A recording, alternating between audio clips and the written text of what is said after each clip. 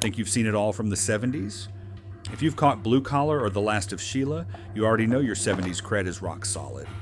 But we have spent weeks scouring midnight screenings, dusty archives, and cinephile forums to unearth 7 masterpieces, films that flew under the radar yet packed the same punch. Whether they're familiar favorites or brand new discoveries, this list will fill your watch list with cinema gold. Let's dive in. First up, The Friends of Eddie Coyle. You might have heard the title whispered among hardcore cinephiles, but this Boston-set crime drama never got its due spotlight back in '73. Eddie Coyle, played by a quietly brilliant Robert Mitchum, is a small-time gun runner for an Irish mob. When a risky undercover deal starts to unravel, he's forced to make impossible choices. What unfolds isn't about action. It's about survival in a world where trust is a myth and loyalty can kill you. This film isn't about flashy gangsters or glorified shootouts. It's about quiet desperation. Mitchum plays Eddie like a man who's already halfway out the door, tired, cornered, and clinging to whatever scraps of dignity he has left. Technically, it's a masterclass. Director Peter Yates keeps things grounded with handheld cameras, tight shots, and muted lighting that make every scene feel raw and immediate. It's like watching a real-life ticking clock, and you're just waiting to see who blinks first. Though it barely made noise at the box office, The Friends of Eddie Coyle became a quiet blueprint for modern crime films. Its fingerprints are all over classics like Heat and The Departed. If you're the kind of viewer who thrives on tension, realism, and deep character work, this one will stay with you long after the credits roll. And if you've already seen it, you're ahead of the curve. Most haven't, but they should. Next, let's talk about A Woman Under the Influence, a film that doesn't just depict emotion, it practically bleeds it. This is one of those movies that leaves you still and stunned, like someone cracked open a real human heart and filmed it beating. Directed by John Cassavetes and starring Gina Rowlands in what might be one of the greatest performances ever captured on screen, this film isn't afraid to stare directly into the eyes of mental illness, marriage, and the messy love that holds people together even as they fall apart. The story follows Mabel, a suburban housewife whose behavior begins to push against the rigid expectations of her family and community. Her husband, Nick, played with volcanic tension by Peter Falk, tries to hold everything together, but neither of them has the tools to truly understand the other. It's not a plot-heavy film. Instead, it immerses you in long, uncomfortable, riveting scenes. Cassavetes lets the camera roll and forces you to sit in the silence, the breakdowns, the tiny gestures that say more than dialogue ever could. Critically, the film was divisive at first. Too raw, too intense, but it found its champions. Today, it's recognized as a cornerstone of American independent cinema. Roger Ebert called it one of the most powerful films I've ever seen about the individual's struggle within a family. And emotionally, it hits like a freight train. If you've ever loved someone who's difficult to love or been that person yourself, this film will feel like a mirror. If you're ready for something that's not just a movie but a full-body experience, this is the one. And if you've already seen it, well, then you understand why people still bring it up 50 years later. Our next stop, The Last Detail. On the surface, it sounds like a simple military escort story. 2 Navy men are ordered to bring a young sailor to prison. That's it. But what unfolds on that journey is funny, foul-mouthed, and at times, heartbreakingly human. Jack Nicholson stars as badass Badusky, loud, wild, and full of barely contained rage at the system he's supposed to enforce. But beneath the bravado is a man waking up to the quiet injustice he's complicit in. As the 3 men travel by train, bar hop across towns, and swap stories, the film slowly reveals itself. This isn't about the destination. It's about how broken the world feels when you actually stop and look around. Director Hal Ashby, with a script by Robert Towne, lets the film breathe. There are awkward silences, sudden bursts of laughter, and a sense of looming sadness you can't quite shake. It's real, raw. It feels lived in. When it was released, The Last Detail challenged the norms of military masculinity, authority, and friendship. It was controversial for its profanity, but today it's admired for its honesty. If you've ever felt powerless in the face of something bigger than you, this one will hit home.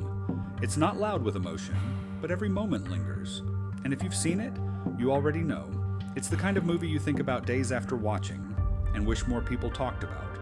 Our fourth pick is Straight Time, a quiet storm of a film that might be one of Dustin Hoffman's most underrated performances. He plays Max Dembo, a recently paroled ex-con trying to go straight in a world that doesn't want to let him. Every step forward is met with suspicion, bureaucracy, or betrayal, and you can feel the walls closing in. What makes Straight Time so powerful isn't just the story, but how intensely personal it feels. Hoffman doesn't play Max as a caricature. He's a guy trying to keep it together while the system pushes him back toward the edge. One bad decision leads to another, but you never stop rooting for him. The film is grounded, slow-burning, and brutally honest. It shows what happens when redemption is possible, but improbable. It also features early roles from Teresa Russell, Harry Dean Stanton, and Gary Busey, each adding texture to the film's grimy, sunburnt Los Angeles setting. Technically, the direction is minimal, almost documentary-like. Hoffman was originally set to direct it himself, and you can still feel that raw, actor-driven energy in every scene. Critically, Straight Time flew under the radar, but for those who saw it, it became a secret handshake film. It's one of those hidden masterpieces that says, you really know your cinema? If you've already seen it, you're part of a very small club. If you haven't, it might just become one of your all-time favorites. Next, we step into Fat City, a film that doesn't just tell a story, it wears it. Directed by John Huston, this isn't your typical boxing movie. There's no training montage, no glory shot, no feel-good ending. Instead, it's about what happens when you're stuck chasing faded dreams, and you know it. The story follows two fighters, one on his way up, the other sliding down. Stacy Keach plays Tully, an aging boxer drinking his way through disappointment. Then there's Ernie, a young hopeful played by Jeff Bridges, just beginning to glimpse what a life in the ring might actually look like. But this isn't about boxing. It's about people who live paycheck to paycheck, nursing wounds you can't always see. It's about resilience, regret, and the quiet tragedy of people trying to get by in a world that stopped believing in them. Susan Tyrrell, in a soul-bearing role, earned an Oscar nomination for her portrayal of a woman clinging to love like a life raft. She's unforgettable. The cinematography captures the dusty, off-the-map corners of small-town California, the kind of places where dreams don't die, they slowly fade. At the time, Fat City wasn't a box office hit, but critics knew better. Roger Ebert called it one of Huston's best. Over time, it's grown into a cult classic among serious film lovers, especially those who appreciate unpolished, character-driven storytelling. If you've ever felt like you're always one step away from something better, or one step from falling apart, Fat City will get under your skin. It doesn't ask for your sympathy. It earns your respect. Now we come to Scarecrow, a quiet, wandering film that feels like a dream you can't quite shake. It stars Gene Hackman and Al Pacino, not in the roles you might expect, but as two drifters, Max and Lion, hitchhiking across America in search of something better. Max is all bark and rage, just out of prison, ready to start a car wash business. Lion is gentle, almost childlike, trying to reunite with a son he's never met.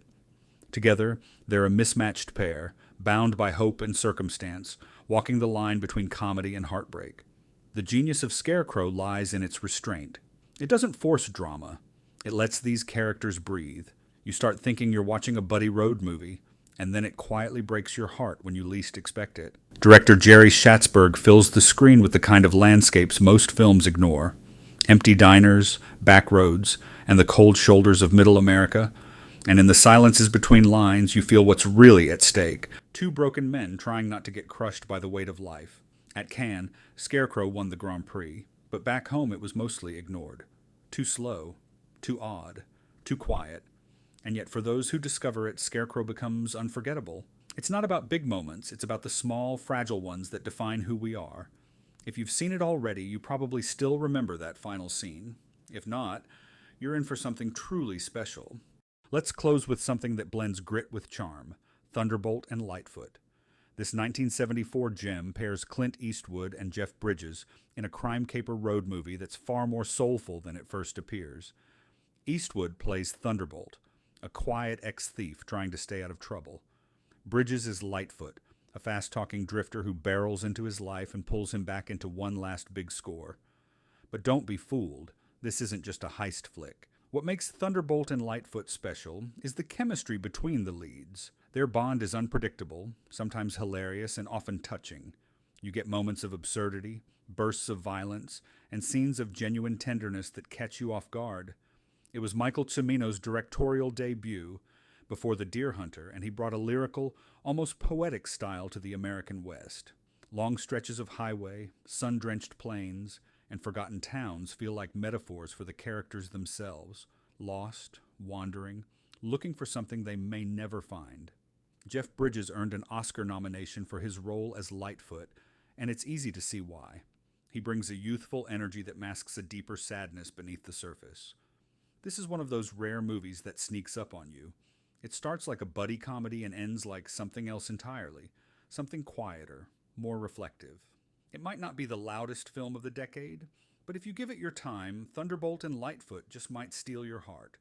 And there you have it, 7 forgotten masterpieces from the 1970s that still have the power to move, surprise, and inspire. Maybe you've seen some. Maybe you've just discovered a few to add to your watch list. Either way, this list is just the beginning.